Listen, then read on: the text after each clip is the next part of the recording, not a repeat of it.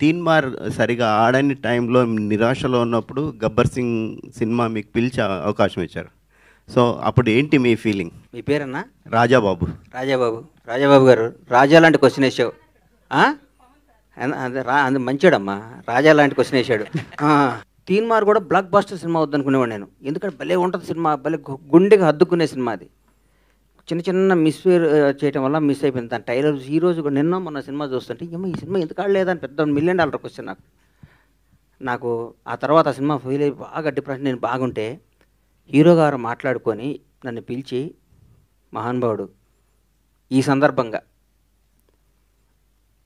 ఆయన్ని ధన్యవాదాలు చెప్తూ క్షమించమని కోరుతున్నా, మంచి గుర్తు చేశారు నాకు. ఈ అవకాశాన్ని వచ్చిన వార్త ఫస్ట్ చెప్పి మాట్లాడి పెట్టి త్రివిక్రమ్ శ్రీనివాస్ గారు. త్రివిక్రమ్ గారు పొరపాటున ఎవరో ఫ్యాన్ ఫోన్ చేస్తే మనం ఏ మూడ్లో ఉన్నామో నోరు జారటం వల్ల చాలా తప్పు చేశానని ఫీల్ అయ్యాను, చాలా బాధపడిన. తర్వాత ఇద్దరు మాట్లాడుకున్నది వేరే విషయం. కానీ ఈ సందర్భంగా ఆయన క్షమాపణ చెప్పాల్సిన బాధ్యత నాకుంది.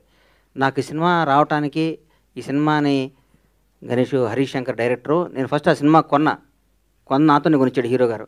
సోను సూద్ తీన్మార్ షూటింగ్ జరుగుతుంటే ఈ గబ్బర్ సింగ్ని దబాంగ్ సినిమా బ్లాక్ బస్టర్ అయింది, అది కొను అని చెప్తే హీరో గారితో మాట్లాడకుండా కొన్న హీరో గారు చేస్తాను, ఆయన సొంతంగా చేసుకుంటాను, హరీష్ శంకర్ డైరెక్షన్ పెట్టుకొని చేసుకుంటాను అన్నారు.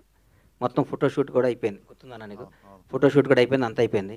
ఒకరోజు హీరో గారు త్రివిక్రమ్ గారు నన్ను పిలిచి నాకు అవకాశం ఇచ్చారు, నా జీవితాన్ని మార్చారు, నా బతుకు అర్థం చెప్పారు. ఈ సందర్భంగా తీన్మార్ను కూడా దాన్ని అద్భుతంగా చేసి మళ్ళీ రిలీజ్ చేస్తా సార్. దాన్ని ఎందుకంటే ఇంతకుముందు పవన్ కళ్యాణ్ గారిది ఒకసారి ఫ్లాప్ సినిమా మళ్ళీ రిలీజ్ చేసి సూపర్ హిట్ చూపించాలని నా కోరిక, అది చూపిస్తాను మీకు. అన్న ఇంకో క్వశ్చన్, మీరు ఇప్పుడు అధికారంలో ఉన్న తెలుగు రాష్ట్రాల్లో 2 పార్టీలకు అండగా నిలిచి గవర్నమెంట్ వచ్చేలాగా. నేను ఆంధ్రాకేం అండగా నిలవలేదు సార్. అయితే నేనేం అండగా, ఇక్కడ నేను అభిమాని అంతే. ఎక్కడ కాంగ్రెస్ అభిమాని, అక్కడ పవర్ స్టార్ అభిమాని అంతే. ఇక్కడ కాంగ్రెస్ పార్టీకి ఓటేశాను, కాంగ్రెస్ పార్టీ కోసం పనిచేశాను. ఆంధ్రాలో నేను ఏం పని చేయలేదు, ఏం చేయలేదు. ఎందుకు అండగా నిలబడ్డాను, నీ వల్లే పార్టీ అధికారం, ఈ మాటలు నేను ఎందుకు మాట్లాడతా చెప్పండి.